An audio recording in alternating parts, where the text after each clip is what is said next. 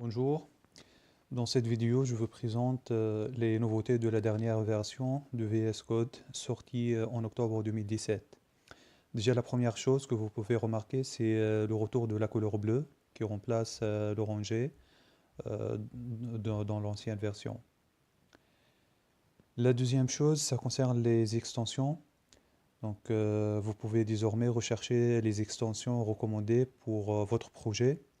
Ou bien, lorsque vous cherchez une extension, vous allez remarquer qu'il y a une petite icône aux notes et à gauche qui indique que cette extension est recommandée.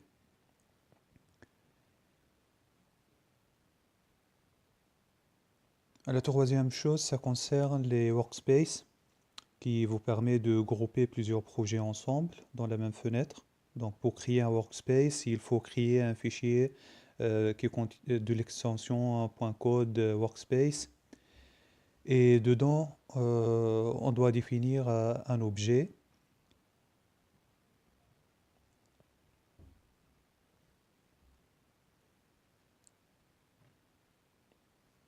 qui contient des paramètres.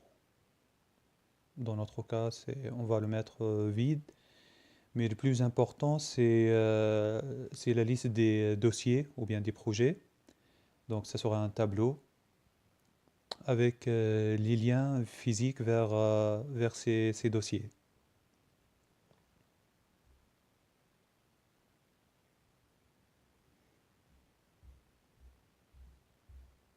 Dans ce cas, je vais rajouter par exemple le projet 01.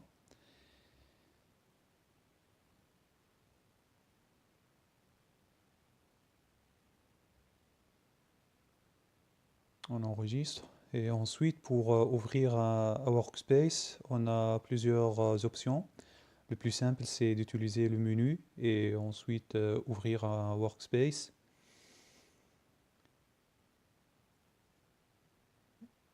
Ou bien on peut directement lancer le workspace depuis le terminal. Et sinon, on peut faire un bouton droit et ouvrir avec VS Code.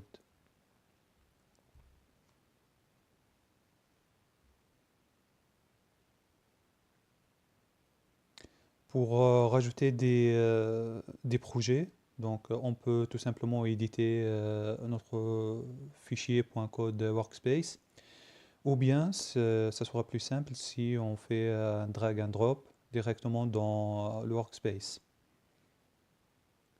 Ici par exemple, j'ajoute le fichier backend et je peux utiliser le menu fichier et ajouter un dossier pour ajouter par exemple la partie front-end, ou bien à travers la commande add folder pour ajouter le projet API. Ensuite, pour notre exemple, je vais ajouter le projet VS Code et pourquoi pas le dossier test aussi.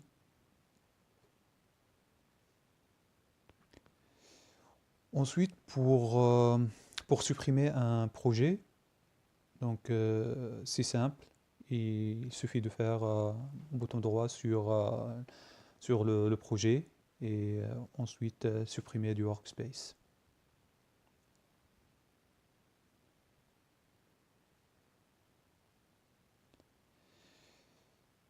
À noter aussi que VS Code avec cette version vous donne la possibilité de nommer un projet dans le workspace. Par exemple, je vais nommer le projet test en test unitaire par exemple.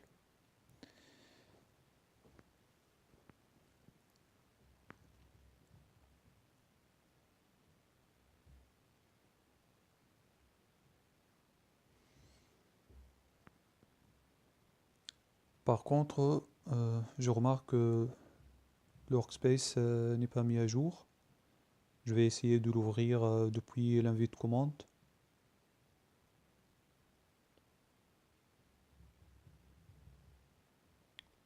Non. Je vais utiliser le menu horizontal. Et voilà, et là on voit la mise à jour. Par contre, il y a un petit souci. Certainement, ça doit être dans la définition de notre workspace. Donc là, ça doit être le nom. Et on doit garder le chemin vers notre projet directement test.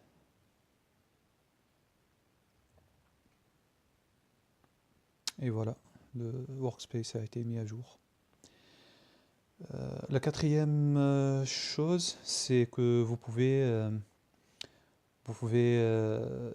déplacer le panneau qui contient le terminal, soit à droite, soit en bas, pour libérer de l'espace verticalement, comme dans ce cas. Et vous allez voir que vous avez la possibilité aussi d'afficher des éléments depuis les 3 points, ou bien de cacher et ensuite afficher des éléments, puisqu'on travaille dans un espace assez limité. Ensuite, le cinquième changement, vous le voyez lorsque vous essayez de déplacer un fichier. Donc, il y a un pop-up qui s'affiche demandant votre confirmation. Par contre, si ce changement ne vous convient pas, vous pouvez le désactiver en utilisant la commande. C'est pas la commande, c'est plutôt la partie configuration de VS Code.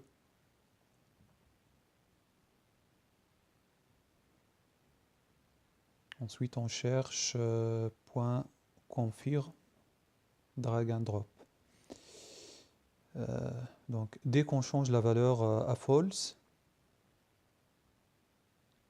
et sans avoir besoin d'enregistrer, lorsqu'on essaye de déplacer l'élément, il n'y a pas le pop-up de confirmation.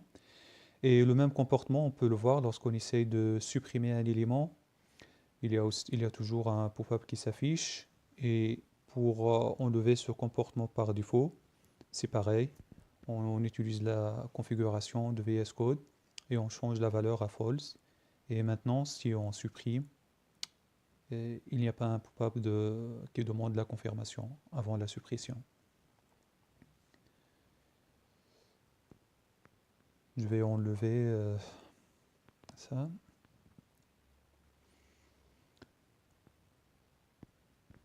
Ensuite, le sixième nouveauté concerne Git. Vous remarquez déjà qu'il y a des indicateurs colorés qui indiquent que ce fichier, par exemple, a été modifié. Test.js qui n'est pas encore ajouté au stage. Et par exemple, dans mon README, il y a une modification qui est signalée par la couleur bleue. Ici, j'essaie de rajouter du contenu. Il y a la barre en vert qui indique qu'il y a un élément qui a été rajouté. Ce qui est bien, c'est que je peux voir déjà le contenu sans avoir besoin d'utiliser un autre client Git. Et lorsque je supprime, je peux aussi voir la partie qui a été supprimée, mais aussi j'ai toujours la possibilité de revenir en arrière.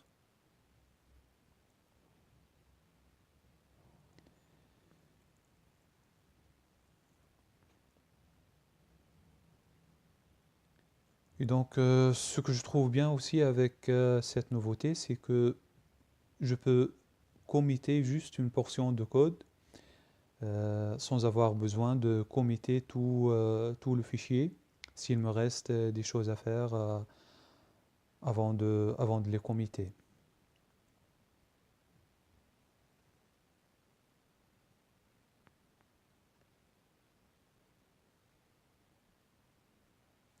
Par exemple, là, je peux l'ajouter au stage, juste cette partie de code.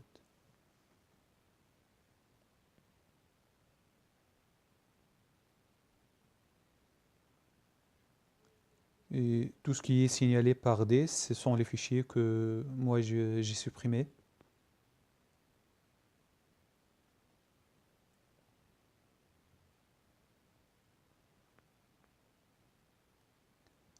La septième nouveauté, c'est l'importation automatique des fonctions et des variables. Supposons que je vais travailler sur le dossier API et je vais créer deux fichiers JavaScript. Le premier, c'est un fichier qui s'appelle a.js et le deuxième, c'est un fichier qui s'appelle b.js.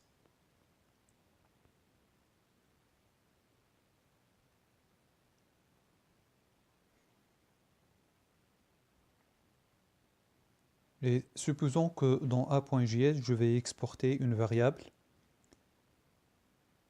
que je vais la nommer variable a.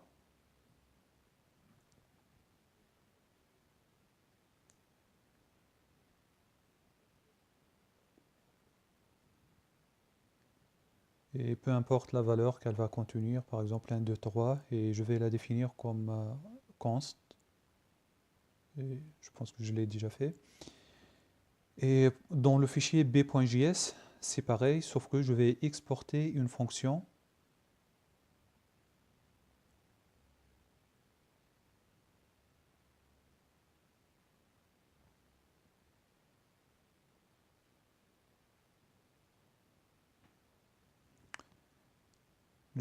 Donc j'appelle cette fonction bonjour B. Ensuite, je reviens dans un autre fichier JavaScript et je vais commencer à taper. Je vais définir une variable et qui va contenir par exemple la valeur de la variable A. Ce que vous remarquez, c'est que dès que je fais entrer, ça va importer mon fichier a.js. Et c'est pareil aussi si je fais le même travail en essayant d'appeler la fonction bonjour B. VS Code va m'importer automatiquement le fichier b.js. Ce qui est très pratique lorsque vous travaillez dans un projet JavaScript. La huitième nouveauté, ça concerne les gabarits des chaînes de caractères, qui est une feature de la version ECMAScript 2015. Donc, je vais essayer de créer une un gabarit de chaîne de caractères et en utilisant la variable 1. Ensuite, je fais point pour voir qu'est-ce que VS Code me propose. Et parmi les propositions, il y a tout lowercase, tout uppercase, qui sont des méthodes propres aux chaînes de caractères. Par contre, si je change la valeur de variable 1 en 1.23, vous remarquez que tout lowercase n'est plus applicable. Par contre, je peux accéder à la méthode tout, par exemple, la méthode toFixed ou bien toValueOf. Et si par exemple j'ai un objet que je définis avec deux clés,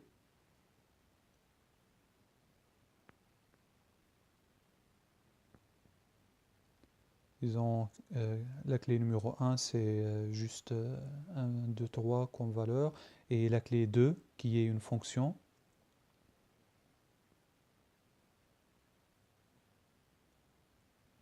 Ensuite, lorsque je fais variable 1 point, ça va me proposer les propriétés de cet objet.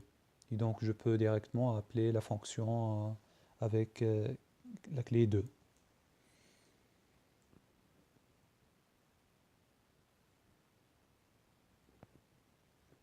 La neuvième nouveauté, ça concerne les messages d'erreur dans des fichiers TypeScript.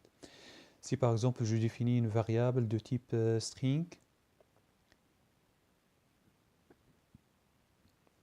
et ensuite je vais lui réassigner une autre valeur autre que string, bien sûr JavaScript, bien sûr VS Code va m'afficher une erreur en disant que c'est pas faisable parce que ma variable elle est de type string.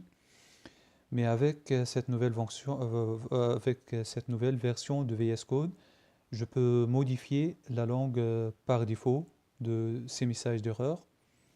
Euh, donc typescript.local et au lieu d'avoir la valeur nulle, je peux changer la valeur en français, en espagnol, et en italien. Et si par exemple je choisis le japonais, je vais voir que le message d'erreur a été traduit en japonais. Et si je sélectionne français, on voit bien sûr que le message sera impossible d'assigner le type 1, 2, 3 au type string.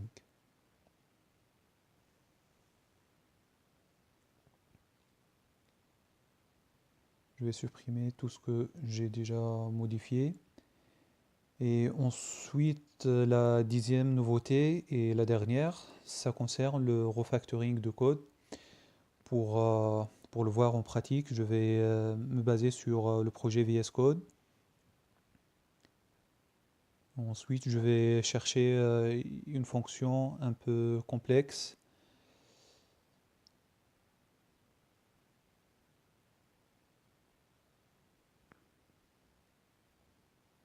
Voilà. Par exemple, cette fonction, elle contient ce bloc de code. Et avec VS Code, je peux extraire ce bloc en une fonction qui sera rattachée au scope global, ou bien en une fonction qui aura comme scope cette fonction. Voilà pour les nouveautés de la version 1.18. Si vous avez des commentaires ou bien d'autres choses à rajouter, n'hésitez pas à m'écrire dans le commentaire. Merci.